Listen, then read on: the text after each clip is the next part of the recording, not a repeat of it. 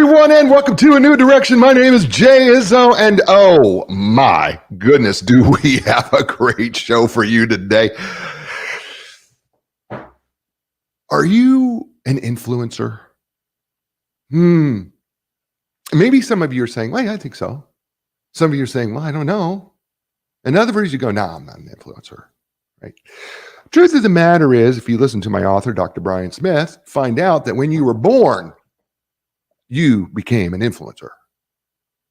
From the very day you were born, you started influencing others. Think about it. Every baby that you ever met, do they do something for you? Probably. They've influenced you in some way, right? And then, of course, for you business people, which most of you who listen to the show, we talk about leadership a lot on the show. I've interviewed General John Gronsky, who talked about, leadership. I've interviewed special operations forces people talking about leadership, right? And we always talk about the team. There's no I in team. We've heard it said.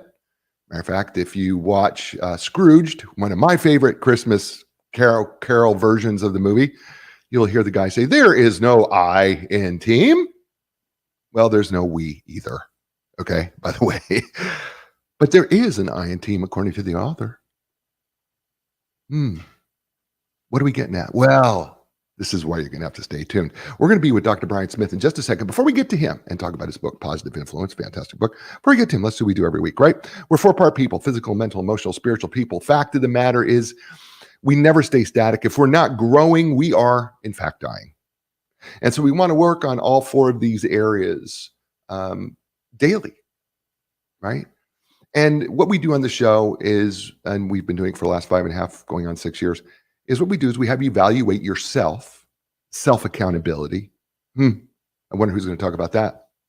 Just saying. We have you evaluate yourself on a scale of 1 to 10, 1 being this area of my life is, and 10 being this area of my life could not be better. So for instance, physically, how would you evaluate yourself on a scale of 1 to 10 in terms of getting enough exercise, eating right, drinking water, getting enough sleep, taking care of your body, getting checkups? Scale of 1 to 10, 5 being average.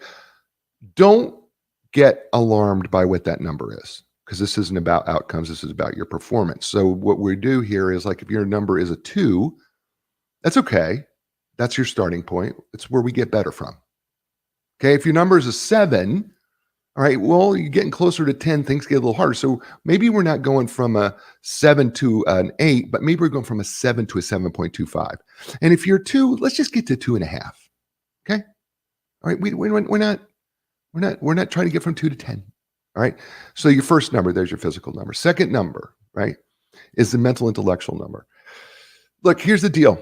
We have to be an active participant in our learning. Matter of fact, what Brian Smith's going to say is that self-education is extraordinarily important if you want to be an influencer. That's your intellectual and mental development. You got to get better. You got to be learning about what you're doing. You got to learn your craft. You got to be better in knowledge and wisdom and understanding and how people work and understanding what you're doing. How can you improve? Those take you being an active participant in that role. You can't sit and just hope things come at you. You have to go out and become an active participant. So on a scale of 1 to 10 in your mental intellectual growth, how would you say you're doing? All right, then the third area is the emotional area, right? Now, listen, Daniel Goleman has written all sorts of things on emotional intelligence and emotional quotients, and it's awesome work. Don't get me wrong. I'm going to simplify it though, right? Here's what I want you to do. I want you to think about it 2 ways. 1, how well would you say you can control your emotions under stress and pressure? Brian likes to talk about being calm, not overreacting. Talks about that in his book, right? Because the truth of the matter is that's emotional intelligence. At the same time, how well are you able to tap into and understand the emotions of another person? Brian also talks about in his book that listening is powerful. Empathy is powerful. So we have to be able to tap into and understand the emotions of another person if we want to be empathetic, if we want to really listen and tune in to another person. So if you combine those 2 areas, right, how would you say you're doing emotionally?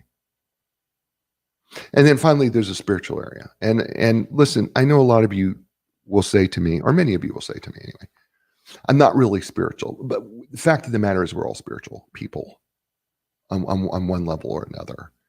We have the spirit, the human spirit, the spirit that wants to connect with something outside of ourselves, and we want to find a way in the midst of our chaos and in the midst of our uh, circumstances and in the midst of things that are not going right. We want to find a place of peace and joy. And there's ways that people try to do that, whether that be God or nature, or meditation, or something else. We live by faith every day. The crosswalk says walk. We believe that we can walk across that crosswalk and not get hit by another car. We push the button on our car hoping it will start. Matter of fact, we believe it'll start, and we do it, and we drink the coffee believing it's not poisonous. We live by faith every day. We want to connect outside of ourselves. The question is, whatever you're doing spiritually, is it working? And if not, what do you got to do to change it? But it does affect us, right? So on a scale of 1 to 10, how would you say you're doing spiritually? Now, those 4 areas are like the air on the tires of your car. If one tire is too low, what happens? Harder to steer the car, get it under control, get it to the right speeds. If 2 tires are low, what happens? Oh, it makes it even more difficult. If all 4 tires are low, what happens? Well, over time, you can destroy the car. So speaking of someone who's got his air and his tires to the right height, his name is Dr. Brian Smith. He resides in Algonquin, Illinois, with his beautiful wife of 30 years, Renee, and their 2 dogs, Maisie and Moose. During the workday, Brian immerses himself in finding business solutions to help his clients succeed, and sometimes this work takes him to some riveting locations around the world.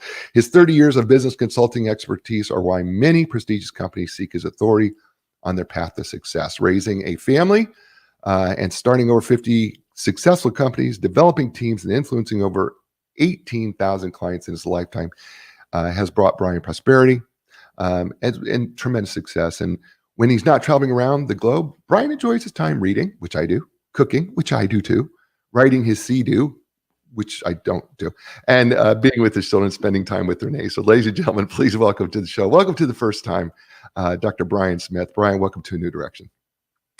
Thanks for having me, Coach Jay. I'm really happy to be here. Well, let's dig in to this awesome book of yours, Positive Influence, Be the I in Team. You say in the introduction right away, my goal for this book in this series, because you have a previous book, is to convey my belief that our individual influence is something we must be mindful of, because influence is our single greatest responsibility in life. And I'd like you to expand on this idea of how influence is our single greatest responsibility in life. Yeah, so as you already pointed out, we start influencing actually before we're born. Our parents find out that they're going to have a child, and we're changing lives, and we haven't even taken our first breath. And of course, as children, we don't understand what that means. But as we grow older, we learn that our actions have consequences, that what we do, um, things happen. We don't really slow down and understand it as influence. In fact, that's why we've written the book this way, is we want to elevate our actions, that every action we take, physical action, speaking, emotions, body language, tone, all of it has influence, and it matters, and it influences other people. And you have a responsibility in whatever area of influence you are and you find yourself in any given moment to have positive control over that. And that's subjective to all of us. Each of us lives in our unique spheres of influence, and only we ultimately can really determine if we're being responsible and if our influence is having a positive influence on others. But everything we do has influence, which means that it is our largest responsibility as a human being. You go on to say that the main definition of the quote I, and I did air quotes for those who are listening, by the way, in terms of our philosophy, is influence. However, there's another smaller, still important definition of quote I, individual versus individual. So help us understand the small I, big I. Yeah, so in our work, we are trying to redefine what individual means. To a lot of people, individualism is very selfish, yet we believe that, and as I write, I am we. But when I am we, in other words, when I am acting together with one person or many people, which could be a business associate, my wife, my family, a department in my company, when we act together for a common purpose with common influence, we are individually one unit moving towards a common goal with our influence. And so the large I to us is that bigger group when there's more than one of us together in commonality with common influence goals. We are the big I individual. And when we act alone, we are the little I individual. Neither is less important. And without one, we don't have the other. So they are equal in our minds when it comes to the importance of their influence, yet they act differently, but are also the same. Love that. I love that. Let's dive into chapter one, which is entitled Influence. Huh, imagine that. Uh, you open up saying we risk diminishing the value of our influence when we ignore the influence we have on others and focus solely on the influence we have on ourselves. Dig into that a little bit more and help us understand that, pull that apart a little bit. Yeah, I think I'm speaking of selfishness and how we can focus too much on what our wants and needs are and forget about what fulfilling those wants and needs can mean to the people around us. Our decisions they're like pebbles in water, they have ripple effects. There are a tremendous number of unintended consequences that we can create when we only focus on self. And when we begin to think of the I am we and really start to believe in it, it elevates what our influence is and the decisions we make for ourselves because we slow ourselves down and we start to make those decisions with the idea that that pebble, that ripple that's going to happen might have consequences, might have advantages, might have disadvantages. And when we slow down and think about that, we overcome that thought process and we begin to expand the responsibility and the positivity of our influence. You you further make a statement that really stuck out to me here, and that was those who purposely ignore their influence can create chaos and destruction in their lives and and in the lives of others. Help us understand that a little bit more clearly. How purposely ignoring our influence it creates the chaos and destruction. Yeah, well, when we know that, for instance, that we are suffer from angry outbursts or that we have destructive behaviors and yet we don't do anything to improve ourselves and we allow ourselves to self-justify and justify that behavior, we're damaging people around us, not just ourselves, but we're damaging relationships, we're damaging the opportunity of people getting the advantages of our good self because most people that have destructive behavior aren't overly destructive people. They are people who don't have control over certain parts of their life, or they don't recognize the destructive chaos that they create from the actions that they take. And when they repeat that and do that over and over again, they take away the opportunity for others to have advantages from those relationships with them. And when we ignore these things that we really objectively know about ourselves, but we don't want to tackle because we're afraid, we don't understand, we don't want to go outside and belittle ourselves and make ourselves look smaller to others because our ego gets in the way. We take away from not just ourselves, but everybody within our area of influence an opportunity to know us for the better person that we know and want to be, and that we can contribute to those area of influences in a more positive way. I love that, by the way. That's so eloquently said. You have one request from the reader, and I thought it was a good one, actually. You said, be honest with yourself. As we dig into this book, why this one request? It, why is that so important? Because we're the easiest person to lie to because we tell ourselves there's no consequences. Mm. And we can self justify, which masks over the lies we tell ourselves. We tell ourselves one thing and then we justify our poor behavior, our bad decisions for something that benefits a moment, a weakness. a temporary gain.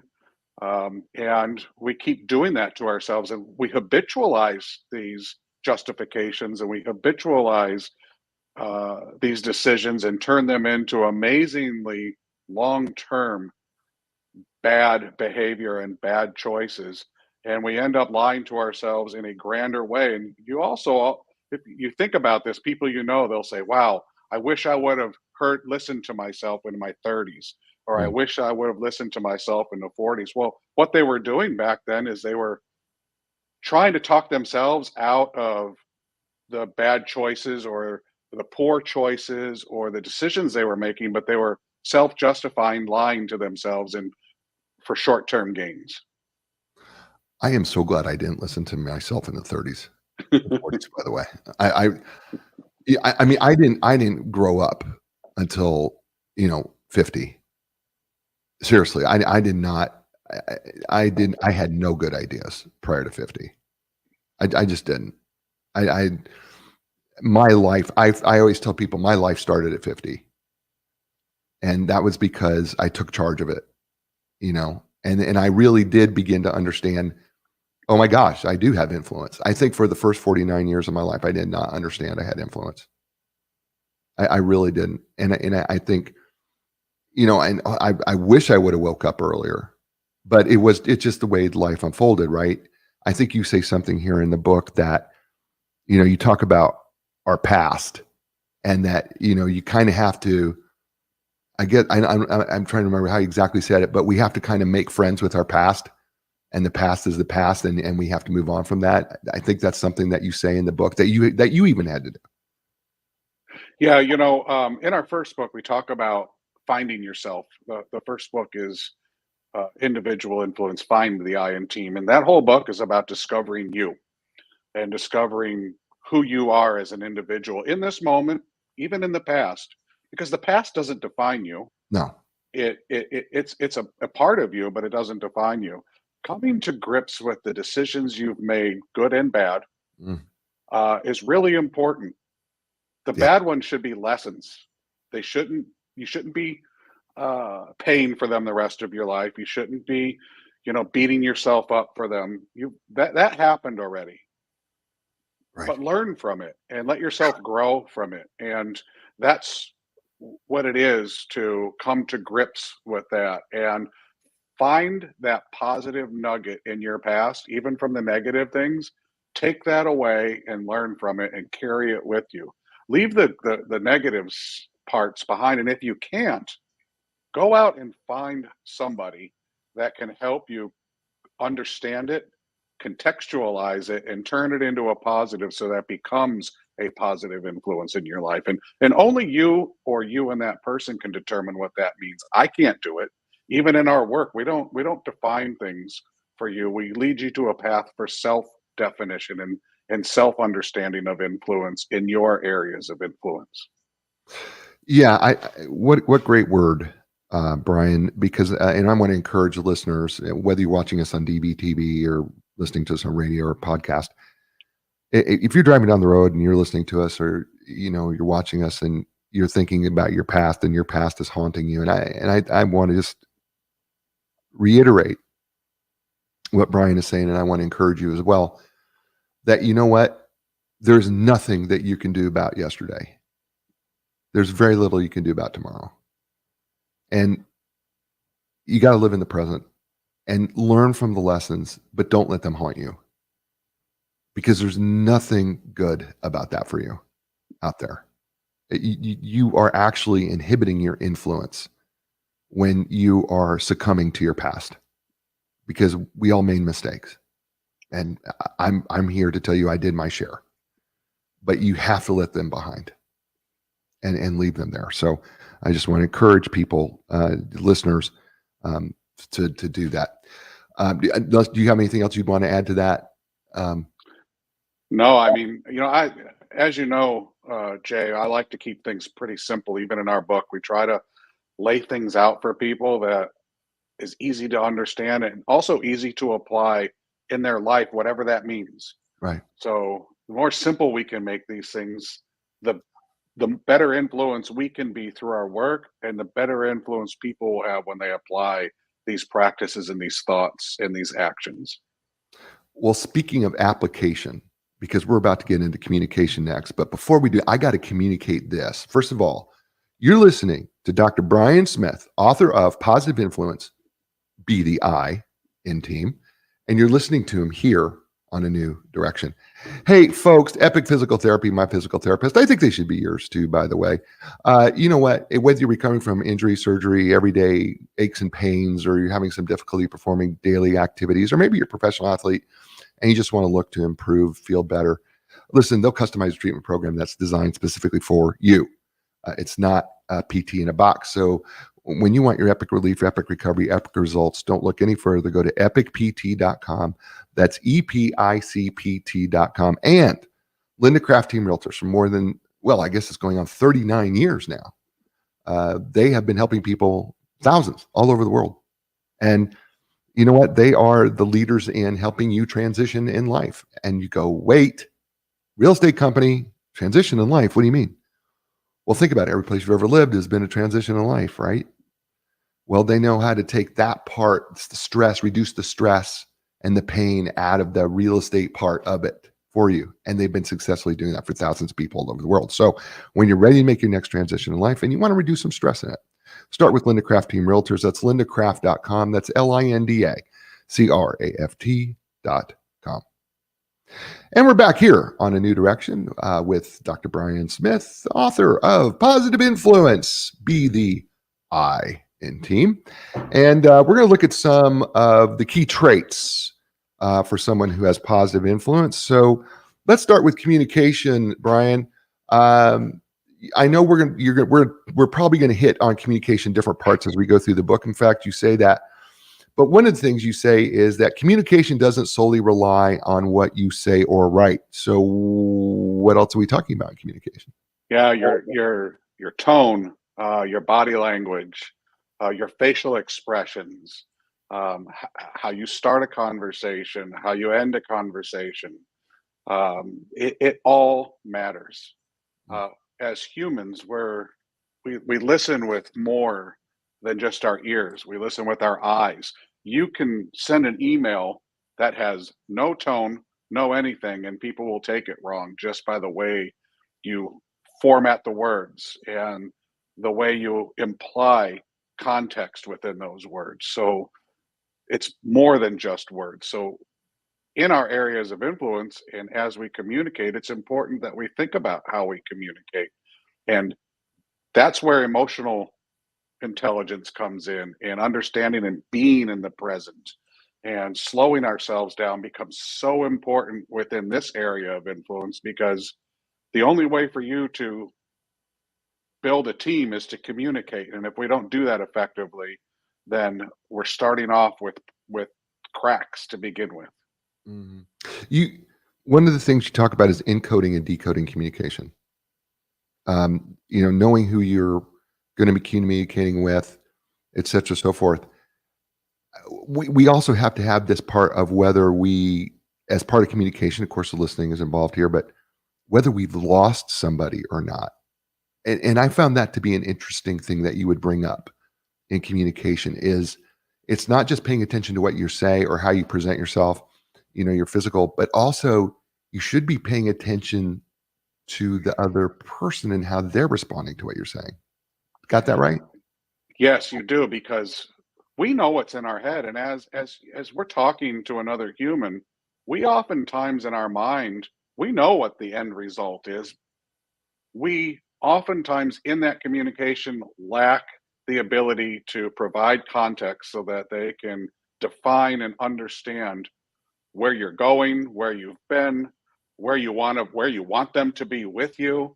And if you don't communicate clearly, specifically, then you risk there being gaps in their level of understanding. So it's important to engage in a conversation and understand if they're tracking along. Do they have understanding? Are they lost?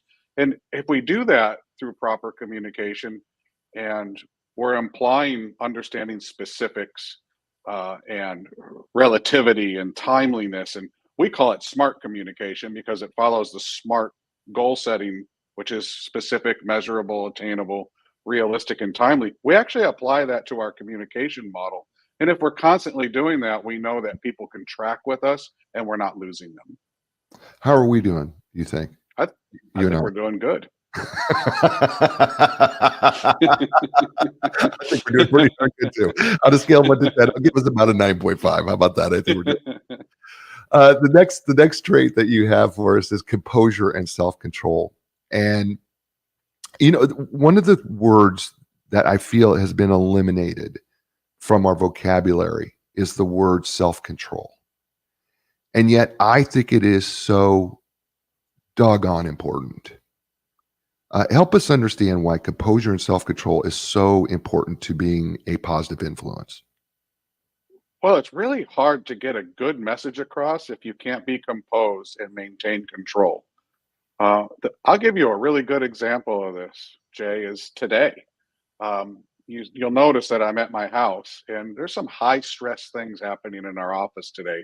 I've been overseas for almost 4 straight weeks and I just got back last night. And I knew that there was a risk of me maintaining composure in my office today if I went into that high stress environment before taking a day just to understand the context of the problems before I got there. And I Right. talk about my loss of composure in my younger days in my writing, and I recognize that that's a challenge for me. So whenever I find myself struggling with maintaining composure, losing control, I have learned how to excuse myself from that area of influence, compose myself, get my influence under control, and go back and approach whatever it is that I have to still deal with a more clear and present mindset. So would you say this is a perfect segue into this, by the way? I think. You tell me if I maybe pushed this a little bit too far. This seems like a perfect segue to say that you took the high road. Would that be Yes. accurate? would, that, No, yes. would that be Yeah. accurate? Yeah. I, my wife and I sat here and talked about, I'm like a bull in a china shop. And actually, one of the pictures that's been drawn for one of our books is a bull in a china shop because that used to be me. And I just want to get in there and start scrapping with everybody and solve problems and then deal with the consequences later. But that doesn't work. It seems like it works, but there's damage that's done when you do that. And I don't care where you're at on the hierarchy of your organization or how important you think you are.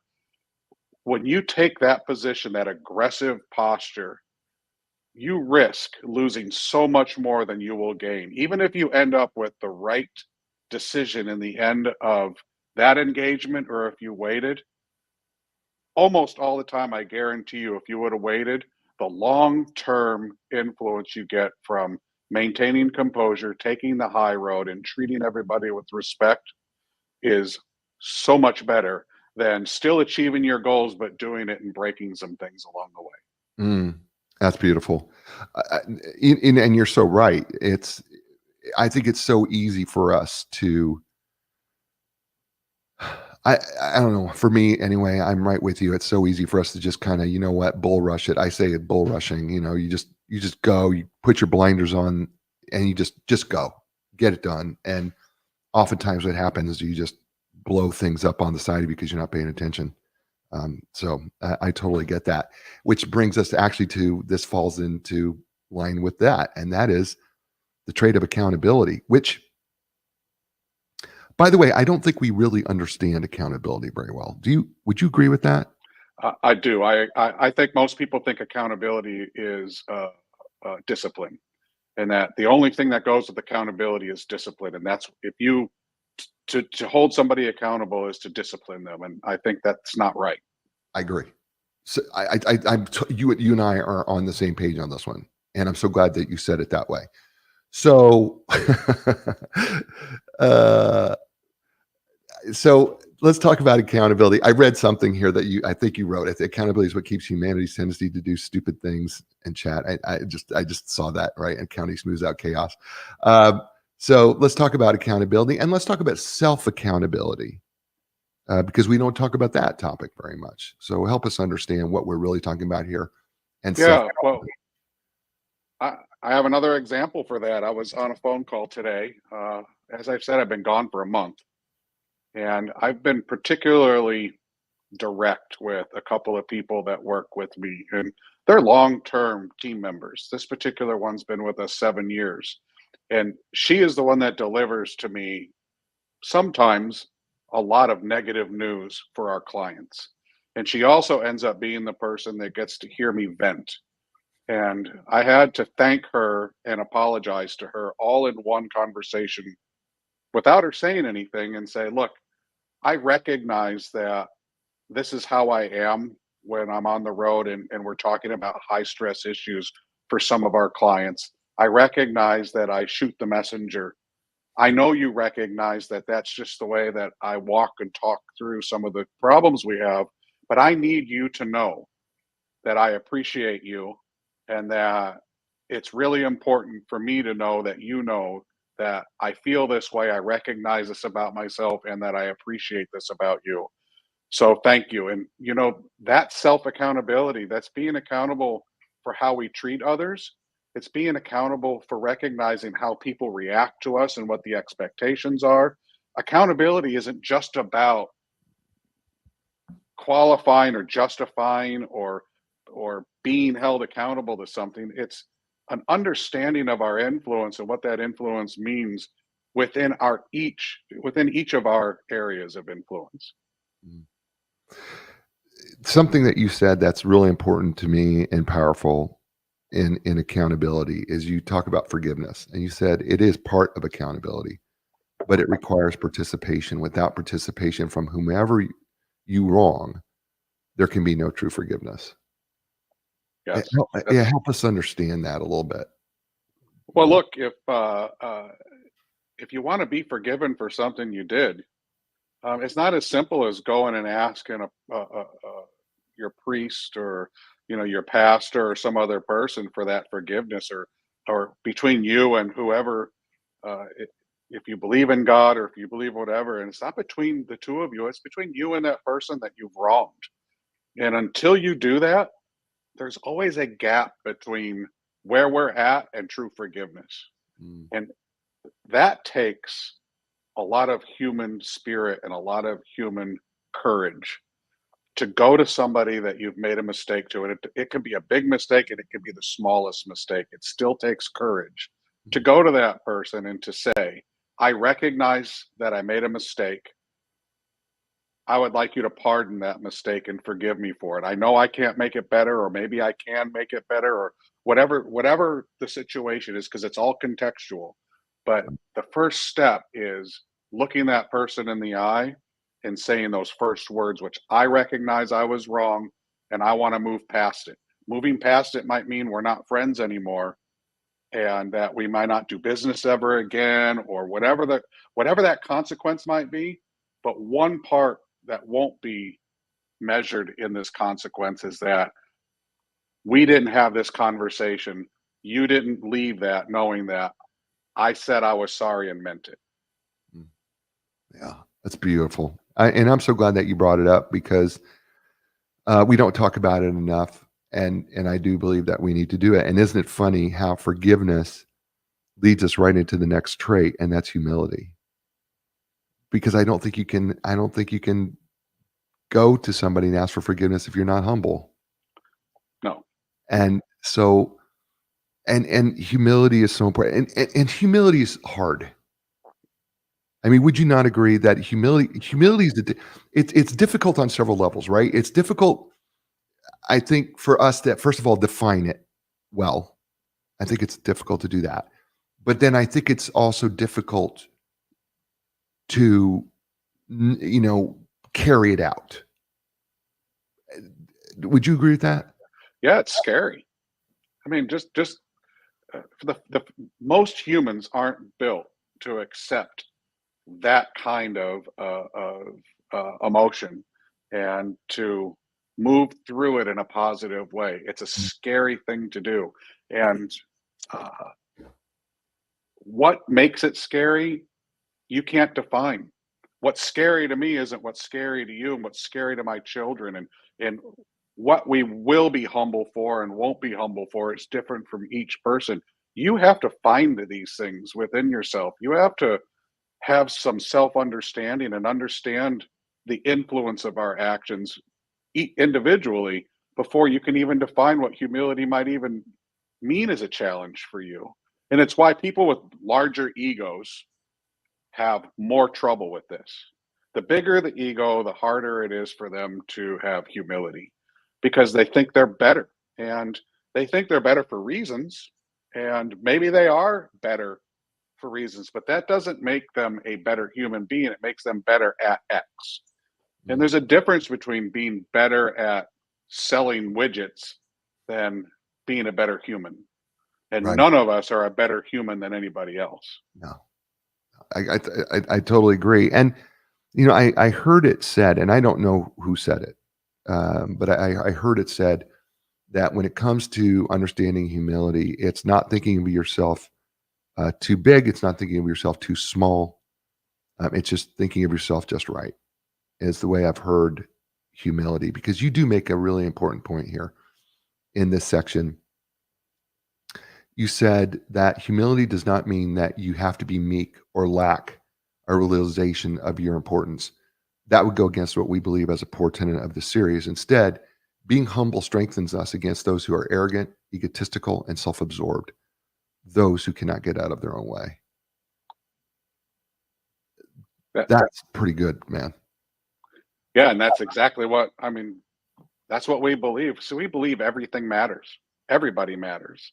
Mm, And when you forget that, well, you're already behind. Um, and they're giving a lot of catching up to do.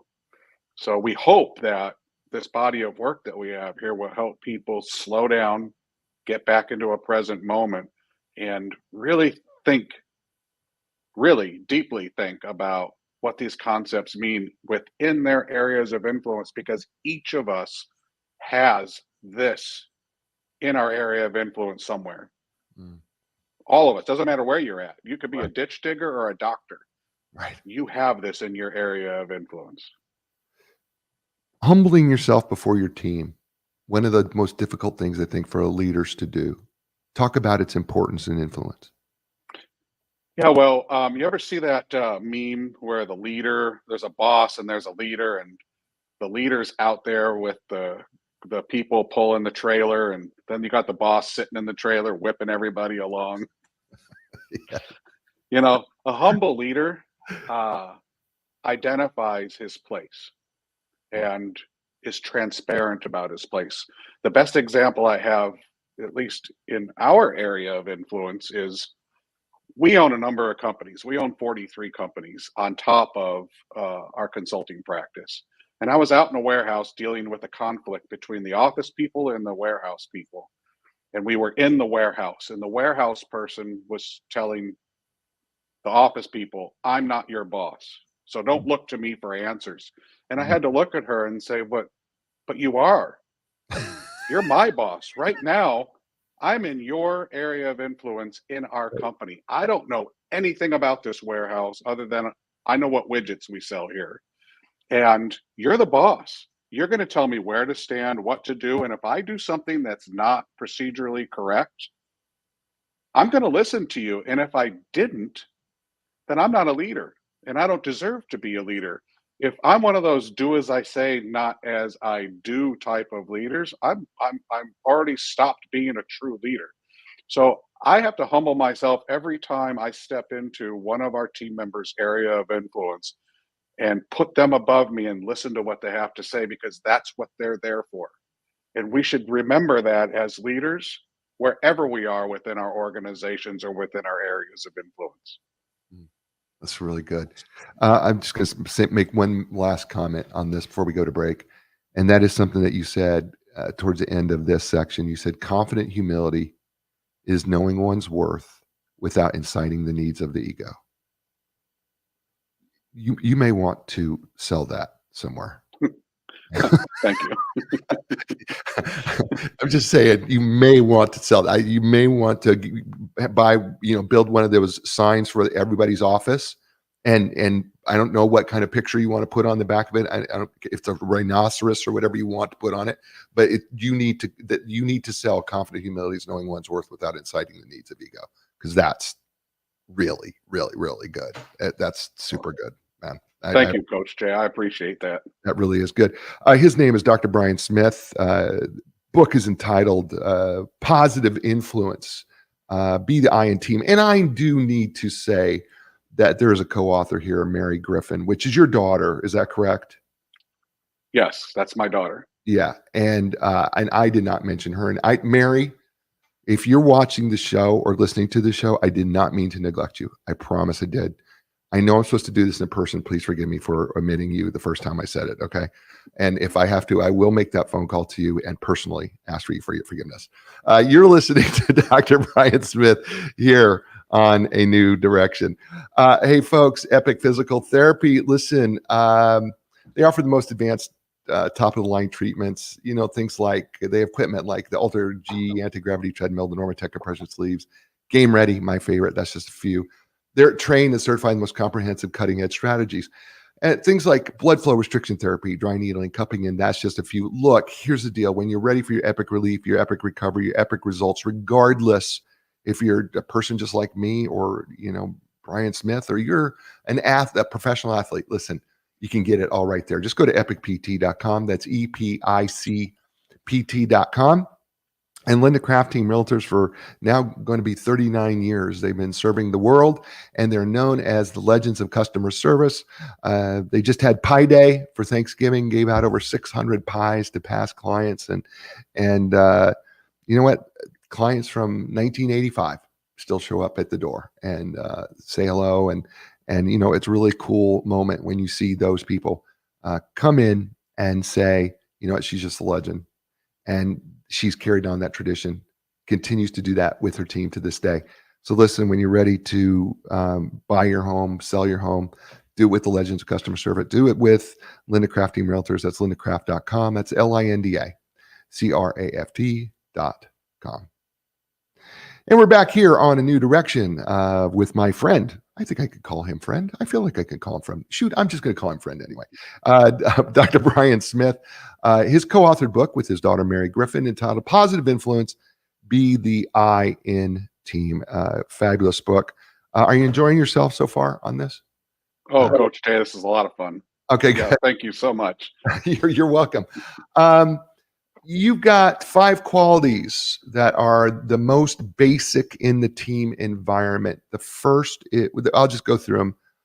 There's trust, stability, kindness, structure, and respect. When you think about trust, stability, kindness, structure, and respect, is there one that stands out to you more than the others that you go, okay, you know what?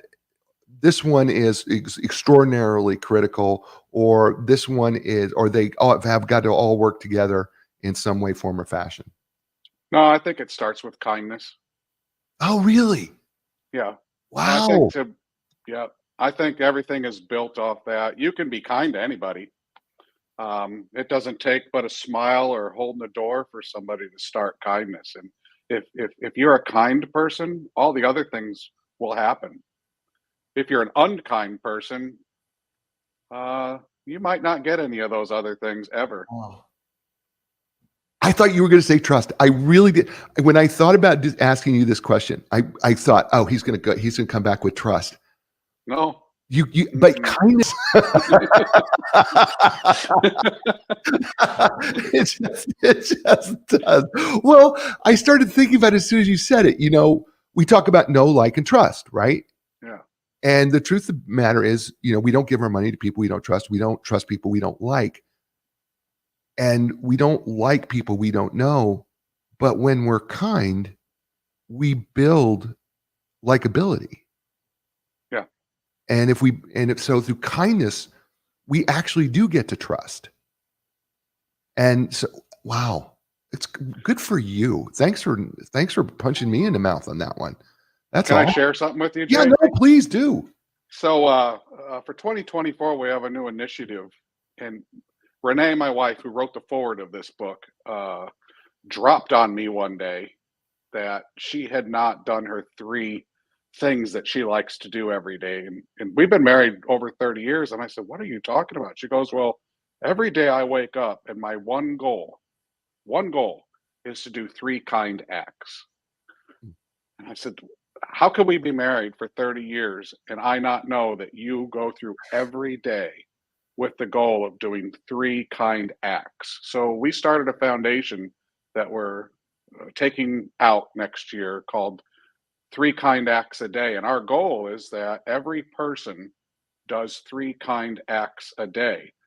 And our motto is imagine 8 billion people doing three kinds acts a day. That's 24 billion kind acts a day. What kind of a world would we live in? All of those other parts of team development would fall into place if we did that with just one human doing three kind acts. Okay, this is a foundation. Is there a website? Is there someplace we can go There to? will be, yeah. Come January, everything will be rolled out to the world. Yes. Okay, so you and I are talking, of course, online, and you've got to send me information so that I can include this on the write up of the show. I will, and that's why kindness is so important. Just think about that and No, what it yeah. does to us as a race, and how simple that is for us in any city you live in. Mm. No, no, I'm a firm believer in kindness. I think kindness is underrated as a powerful tool to break down barriers. Yes, And I think as I mentioned, it's already a precursor to trust. yes, Part of likability, and so and the more kindness, more kindness we share creates stability. And so I'm you don't have to sell me. I mean, I'm all in. I'm all in, and yeah, I'm in. Let's do it. Let's do three kind acts. I challenge the listeners, do three kind acts a day. I love that. I yeah. what a great thing. I love that. Hey, Uh, it'll change you. Now I start counting, and we're gonna. I mean, it's a challenge sometimes to count it out, and you would think it would be easy, but it's yeah, actually quite hard sometimes. yeah. Wow, isn't that something what you can learn about your spouse, right? I mean, I learned things about we've married 25 years. I just learned things about her. And I was like, oh, really? That's what Like, makes it fun.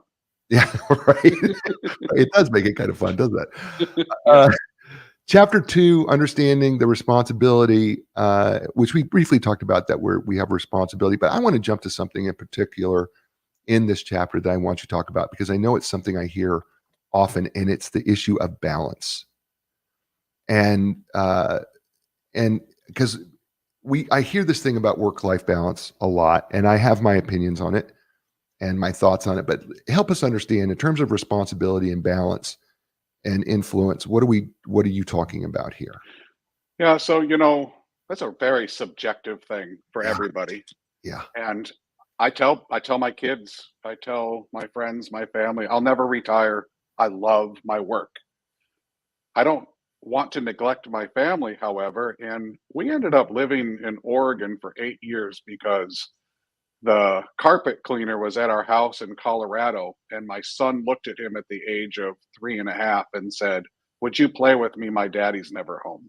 Oh, And I came home from a trip, and Renee told me that story, and I immediately looked for a place to move us that would slow me down, allow me to work, but also include my family in a more direct and present way.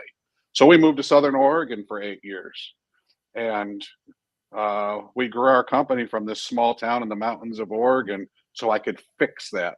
But balance to each of us means something different. yeah. You have to find what that means in your area of influence with the family structure you have, with the life you've chosen. And you need to define that. And then once you define it, go for it. And only you and the people in your sphere of influence know what that means. And we can't tell you, nobody can tell you what that means. Only you can define that. Once you sit down, figure it out, then you can go for it. Y- And I'm so glad that you phrased it that way because that's the way you phrase it in the book. And because I do think there's a misnomer here that somehow when we talk about work-life balance, that what we're talking about is I got to have the exact same number of hours of day at play than I do at work. And Yeah. that's that's just not a reality. Um, I I have I have said to people honestly, and my wife will vouch for this, and she's going to be listening to this show because she's um, both my biggest fan and biggest critic of what I do here. Um, and if I were to spend as much time with my wife as I spend at work, she would eventually just say, "I have got to leave, please, because I cannot take you any longer." Right? Because it just doesn't equate that way. That we just don't work that way. But it is very, very subjective. I want to move. We got very little time here left, and I do want to talk about listening um, a little bit more in depth because you say that listening is more than an act; it's an art. And I would like you to talk about that a little bit because I do believe influence requires listening. It does, and you influence by listening, and people forget that. Um, and we have this saying everywhere we go: "Listen to learn." And if you start with that as a foundation of listening, everything else will follow along after it. So if you are in a conversation, listening to learn is not just hearing the words, but looking at the person, tracking how they're communicating with you, watching their body language, the tone that they use, the animation that they have. You learn so much about that human, what excites them, what they don't like. If they talk about something that is distasteful to them, the words, if you were just listening to the words, you might not pick up on it, but you might see in their facial expression or in their body language that they don't like it. And it helps contextualize. It helps you empathize better with whatever, if that's required.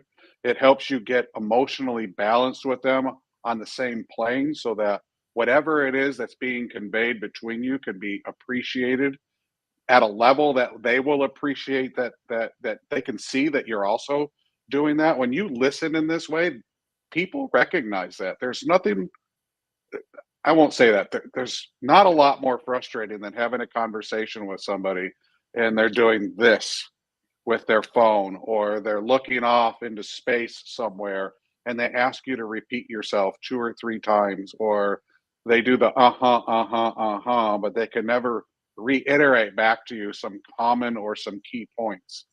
And it's very frustrating. So listening is the foundation of communication, but it's also the foundation of relationships.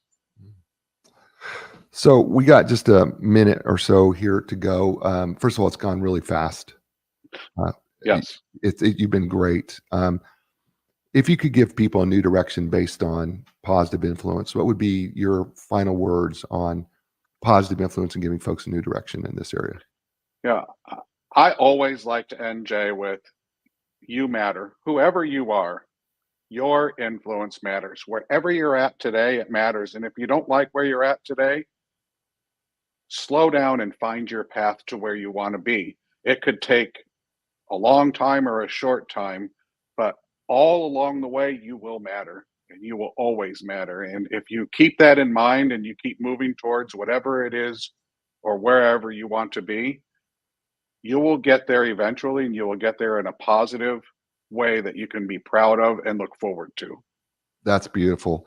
Tell people how to get a hold of you, Dr. Smith. Yeah. The best way to get a hold of us is at our website, iabusinessadvisors.com, or follow us on social, uh, IA Business Advisors or the Ian Team series. The Ian Team series is our book series and our thought management series. And we're on Twitter, Facebook, Instagram, and LinkedIn. Awesome.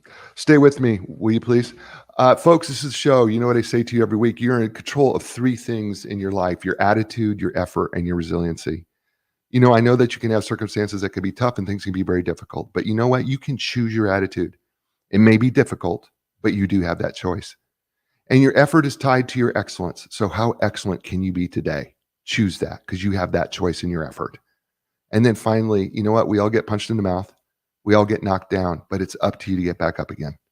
Choose to get back up. I know you can. I'm going to be back next week with another great guest. It's going to be another great book, which means automatically it's another great show. As I say to you all over, you know what that is. And that is, you got lots of choices. You chose us. Thank you. Give us a thumbs up on YouTube. Wherever you're listening to the show, you know what? Give us a positive review. We'd appreciate it.